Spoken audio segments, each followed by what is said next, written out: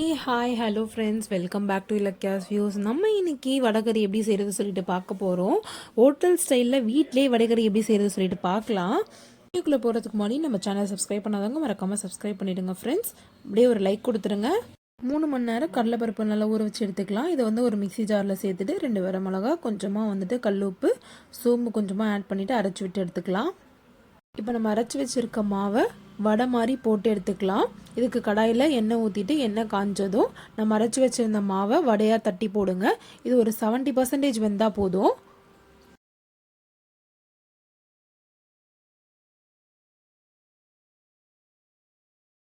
Light brown colour வரும்போதே வடையெல்லாம் எடுத்துகிட்டு ஒரு பாத்திரத்தில் வச்சுட்டு இதை நல்லா ஆற விடுங்க ஃபேன் காற்றுல. வடை நல்லா ஆறினதுக்கப்புறம் இதை நல்லா க்ரஷ் பண்ணி நல்லா உதிரியாக ஆக்கிக்கலாம். அப்போ தான் வடகறி செய்கிறதுக்கு ரொம்பவே நல்லாயிருக்கும். இன்றைக்கி குக்கரில் தான் செய்ய போகிறோம். இதுக்கு குக்கரில் கொஞ்சமாக எண்ணெய் ஊற்றிட்டு எண்ணெய் லைட்டாக காஞ்சதுக்கப்புறம் 2 இலை, 2 பட்டை, 2 மராத்தி மூக்கு, 2 ஏலக்காய், 3 லவங்கம், 2 நட்சத்திரம் போட்டுட்டு கூட சோம்பை ஒரு உரலில் இடித்து அதையும் சேர்த்துக்க போகிறோம். நீட்டாக கட் பண்ண வெங்காயத்தையும் இதில் சேர்த்துக்கலாம். காரத்துக்கு ஏற்ற மாதிரி பச்சை மிளகா சேர்த்துக்கலாம். நம்ம இப்போ 4 பச்சை மிளகா சேர்த்துருக்கோம். நல்லா எண்ணெயில் வதக்கி விடுங்க. இது கூட 2 ஸ்பூன் அளவுக்கு நெய் ஆட் பண்ணிக்க போகிறோம். வெங்காயம் நல்லா வதங்கினதுக்கப்புறம் பொடியாக கட் பண்ணி வச்சுருக்க வெங்காயத்தையும் கொஞ்சம் சேர்த்துக்கோங்க. கூட கட் பண்ணி வச்சுருக்க தக்காளியும் சேர்த்துக்கலாம். தக்காளி நிறைய போட வேணாம், கம்மியாக போட்டால் அப்போ தாங்க நல்லாயிருக்கும். எல்லாமே சேர்த்ததுக்கப்புறம் ஒரு வாட்டி நல்லா வதக்கி விட்டுக்கலாம். இது கூட 1 ஸ்பூன் அளவுக்கு தனியாத்தூள் ஆட் பண்ணிக்கலாம். நல்லா மிக்ஸ் பண்ணி கலந்து விட்டுக்கோங்க. கைப்பிடி அளவுக்கு பொடியாக புதினாவை கட் பண்ணி வச்சுருக்கோம், அதையும் சேர்த்துக்கலாம். ஒரு கைப்பிடி அளவுக்கு கொத்தமல்லியும் குருவா நறுக்கி வச்சுருக்கதே சேர்த்துக்கலாம். சும்மா சொல்லக்கூடாதுங்க, டேஸ்ட் ரொம்பவே சூப்பராக இருக்கும். நீங்கள் கண்டிப்பாக ட்ரை பண்ணுங்கள்.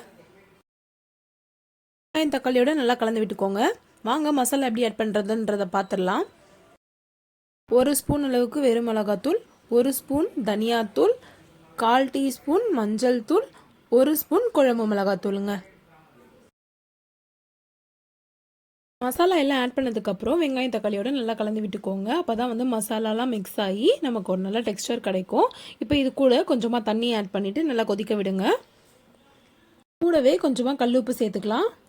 நம்ம இப்போது உதுத்து வச்சுருந்த வடையை இப்போ இது கூட சேர்த்துக்கலாம்.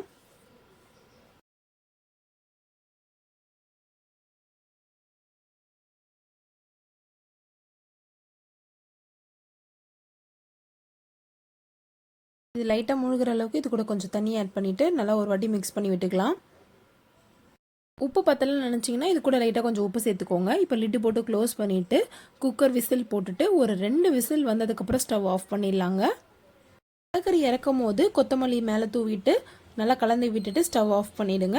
அவ்வளோதாங்க, வீட்லேயே restaurant style hotel style vadacurry எப்படி செய்கிறது சொல்லிட்டு பார்த்தோம். இந்த வீடியோ உங்களுக்கு பிடிச்சிருந்துச்சுன்னா மறக்காமல் நம்ம வீடியோக்கு ஒரு லைக் கொடுத்துருங்க. உங்களுக்கு வேறு ஏதாச்சும் ரெசிபிஸ் போஸ்ட் பண்ணணும்னா அதை கமெண்ட் பாக்ஸில் சொல்லிவிடுங்க. தேங்க்ஸ் ஃபார் வாட்சிங். பாய்.